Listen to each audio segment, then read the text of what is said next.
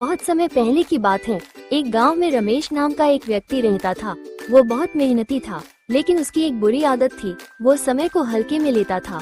उसे हमेशा लगता था कि वो किसी भी काम को बाद में कर लेगा।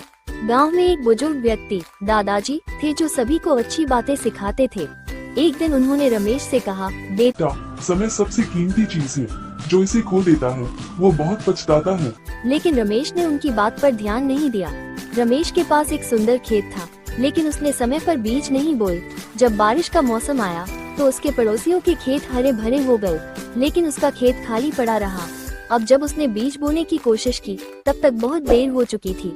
उसकी फसल खराब हो गई और उसे बहुत नुकसान हुआ। अब रमेश को अपनी गलती का एहसास हुआ। वो दौड़कर दादाजी के पास गया और बोला, दादाजी, मैं समझ गया कि समय की कीमत क्या होती है। काश मैंने आपकी बात पहले ही मान ली होती। दादाजी मुस्कुराए और बोले, समय कभी किसी के लिए नहीं रुकता। जो इसे सही समय पर उपयोग करता है वही सफल होता है। उस दिन से रमेश ने अपने हर काम को समय पर करना शुरू कर दिया और धीरे धीरे वो गांव का सबसे सफल किसान बन गया। शिक्षा। समय बहुत अनमोल होता है। अगर हम इसे व्यर्थ गंवा देंगे तो जीवन में पछताना पड़ेगा।